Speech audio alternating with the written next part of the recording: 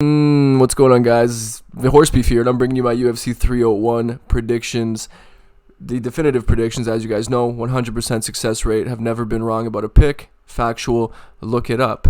So let's get into the first one of the early prelims, Alessandro Costa versus Kevin Borjas. I'm going to give this one to Kevin Borjas. I think it'll be a first or second round finish. Both guys are tough, though, so I can see it going the distance, but I think Borjas has the advantage on the feet, especially with the hands, so he will get it done here. I believe Ismail Bonfim versus Vince Pichel.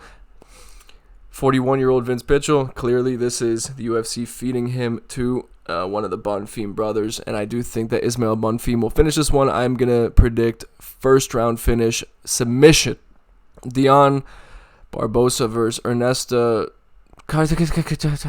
And I'm going to be honest here, I don't know either of these women. I'm going to be completely real. I know I should probably know if I'm predicting these fights, but I don't. I'm going to just base my prediction off the fact that Ernesta is 25 and has 5 wins, 0 losses, and 1. I believe that would be a no contest. So the fact that she has no losses and she has the youth, I am going to say that she will win because Diane Barbosa is 31, which in women years, that is way, way, way out of your prime, so she must lose.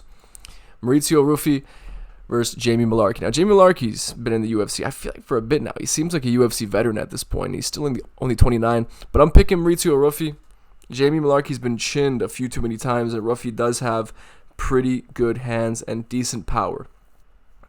I think this might be his first fight actually in the UFC. I think he just won his Contender Series contract like a few months ago, like 6-7 months ago. So honestly, this could be his first fight in the UFC. I don't know, but I'm picking him to win. Joaquim Silva versus Drakkar Klose. Now this is a tough one, I feel. Both in their mid-30s, both out of their primes. I do like Drakkar Klose here. I do. He's a crafty veteran. I'm picking him to win this one. I'm going to say decision over Joaquim Silva. Although I do want to say Joaquim Silva just because the Brazil advantage. These Brazilian fighters just turn up when they're in their home country. But let's get to the prelims now. Jean Silva versus William Gomis. I am picking Gomis because he is a massive featherweight. He's so tall, so long. I think he will pick apart Jean Silva from a distance and get this one done. Second round finish, I believe. I think it'll be a knockout. Elvis Brenner versus Mick Oralby. How do you say his name? I don't know. But this is the battle of evolution. Both of these guys are stuck in previous generations, which may make this one interesting here. I don't know. I feel like a lot of people are picking Oralby to take this one because he's from the Caucasus and he is a very, very strong grappler. But I'm picking Elvis Brenner, man. These shoot-the-box guys are just dogs. And I think maybe because this is Oralby's first cut down to 155, we might see him fade. If he can't get it done in the first round, I think we might see him fade in the mid to late second round. And I think Elvis Brenner will finish him late second or sometime in the third. I'm going to pick late second round finish on the feet for Elvis Brenner. I think it'll be similar to his finish against Kutateladze, if that's how you pronounce that dude's name. But yeah, these shoot-the-box guys are just tough business. Jack Shore versus Joanderson Brito. This is a very hard fight to predict. Jack Shore is coming off his first loss of his career. Not in his previous fight, but his last fight, his first loss of his career. Joanderson Brito is a very skilled fighter, though. But so is Jack Shore. Jack Shore is pretty good on the feet. He is technical. And he probably does have the advantage on the ground. But Joanderson Brito is very good on the ground and on the feet. This is a very tough fight. So I think this one here is a contest of who is better on the feet, because I believe that the grappling kind of cancels out one another. But I'm going to pick Joanderson Brito for that Brazil advantage. I'm going to pick him by decision. I think this one will go to decision. We might get some nice grappling exchanges, nice exchanges on the feet, but I think Brito will get it done. Brazil advantage, baby. Paul Craig versus Cal Barallo, the first fight on the main card here. I'm picking Cal Barallo. I believe he'll take this one. Paul Craig, I don't know. He always has that option to just sink in a random triangle or armbar at some point in the fight. His jiu-jitsu is that dangerous, but I think Cal Barallo can match him in the strength department. but then way outmatch him on the feet. Although I don't think Barrio is really that great on the feet either. He's built like he would throw hammers, but I don't really consider his stand-up all that great. His power doesn't seem all that special. I don't know. But I do think that he is more well-rounded than Paul Craig and will get this one done. Maybe he'll clean Paul Craig's chin out sometime in the first round. I believe first round finish for Caio Barrio. Maybe he'll surprise me on the feet and show some improvements. I think he will. He's a well-rounded fighter. Yeah, I think he'll take this one in Brazil. Michel Pereira versus Ihor Pretoria. I think Pretoria, however you pronounce his name, has another fight booked against Shara Bullet sometime soon, right? I'm pretty certain about that. I believe the Abu Dhabi card, if I'm not mistaken here. So this is a weird one. But I'm picking Michel Pereira because even though Pretoria is bigger technically and longer reach, Michel Pereira is a massive, massive individual. He's extremely athletic, has the advantage on the feet. He's much cleaner on the feet and more wild. He throws flying knees. I think he'll catch Pretoria with something wild at some point, unless he keeps that more measured approach that he has been coming at his opponents with. He's been improving big time. He's really improved his approach. He's a lot more efficient with his energy now. I think he's leveled up, and I do think that he will put a beat down on Pretoria. I don't even know if Pretoria will be able to make it to his fight with Shara Bullet after this one. I don't know. Weird situation. But I'm picking Michel Pereira by decision. I think Pretoria is a pretty tough individual, so he will make it to decision. Anthony Smith versus Vitor Petrino.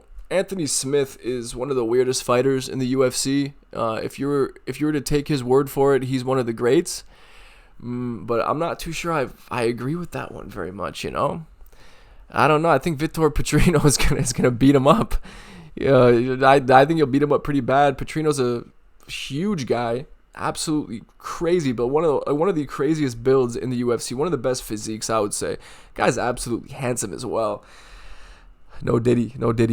But yeah, I'm gonna pick him to beat Anthony Smith. Obviously, I'm gonna say second round finish. I think Petrino will get him at some point. I think he beats him however he wants. Anthony Smith, if he beats Petrino and stops that hype train, if Anthony Smith does it again, I will be surprised.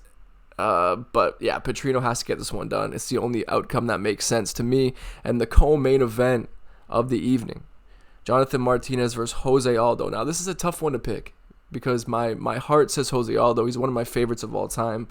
Top 5 for me, Jose Aldo. I love Jose Aldo. And I do think he has a lot of advantages here. Even though Jonathan Martinez's biggest strength is the leg kicks, that isn't really an advantage against Jose Aldo because he is very, very hard to leg kick. He's hard to get that compound damage off because he has that lead front leg, that bouncy front leg. He's very good at avoiding significant damage via leg kicks, and he's also good at dealing significant damage with leg kicks if he decides to go to that, which he tends not to nowadays. He does lean more on the hands, and I think in the boxing department, he is much better than Jonathan Martinez. Even at his age, he's still faster. He still throws with more power on the feet, I believe. And I think that Jose Aldo should get this one done. I think that if you go skill for skill, I don't care if he's out of his prime, Jose Aldo, even before his retirement, right? Merab Dvalishvili just held him against the cage for 3 rounds. So I don't really consider that to be a washed up performance. It's clear that Jose Aldo still has it, and I do think that he'll get this one done. You know what? I'm gonna say decision. I don't know if he'll finish Martinez, but I think he'll hurt Martinez on an occasion or two and get this one done by decision. Is this a 5-round co-main? I don't know if it is. If it's a 5-rounder, I think Aldo will finish him. If it's a 3-rounder, I think he'll win by decision anyway. And then we get into the main event here, Alexander Pantoja versus Steve Erceg. And that's a very interesting matchup, actually. I'm very excited for this one because Steve Erceg is one of my favorite up-and-comers. I call him an up-and-comer, but now he's fighting for a title. That shows how stale the flyweight division is, but Erceg is an exciting prospect. Some of the best boxing in the UFC right now, I would say, right behind like Max, Dustin, Peter Yan, and Topuria. I would probably put Steve Erceg as far as like the eye test goes. When he strings combinations together, he's throwing beautiful punches with absolutely no fat on them. Disgusting boxer. And I think that might be enough to get this one done here. But Pantoja is such a dog. He's such a dog. He's so hard to hurt. Right? He is like a juggernaut. His style is that of a juggernaut. There are times where I've seen him just walk through damage, tank it all, and then get hold of his opponent, take the back, choke him out. Right? Tank all the damage and then just choke the opponent out. In the case of his last fight against Brandon Moreno and Brandon Royval, it was the same case in both those fights, getting pieced up on the feet, but then has his moments and then has his moments on the ground as well. So it's tough to say because Pantoja's chin has held up this far, but I think it will be a matter of can his chin hold up against the boxing of Steve Erceg, because Steve Erceg will land shots in Pantoja. Pantoja has no head movement, he has no striking defense really. His defense is his chin, and if he leans on that against a guy like Erceg, who is such an assassin with those hands, I'm going to predict that Steve Erceg will finish Pantoja. I believe he'll be the first one to finish Pantoja. Has anyone finished Pantoja in his career? I don't think anyone has. But I think that Steve Erceg could be the first one. But if Pantoja tests him and gets through those first 2 or 3 rounds and gets into the championship rounds, I do think that will bode horribly for Steve Erceg. And then we might see a situation where Pantoja is taking him to the ground and grinding him out and potentially getting a submission late into the fight. But I'm predicting Steve Erceg by...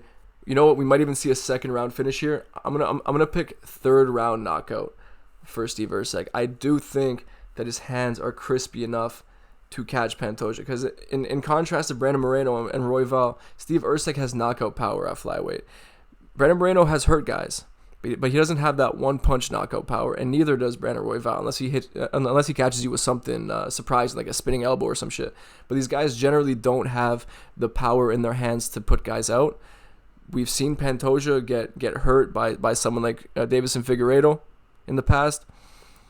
And I do think that Steve Erceg has the recipe to land a nice left hook on the chin, hurt Pantoja, follow it to the ground, finish him off. I don't think that he's putting Pantoja out cold, but I do think compound damage by the third round will be enough for Steve Erceg to put Pantoja down with the hands. So that is my prediction for UFC 301. Let me know what you guys think in the comment section below. And the next video will most likely be a tier list. So if you have any ideas, let me know in the comment section below what you'd like me to cover. I'm also thinking about covering the MMA Guru situation. So if you guys are interested in listening to that, then let me know in the comment section below as well. Anyway, guys, thank you for watching and have a good one.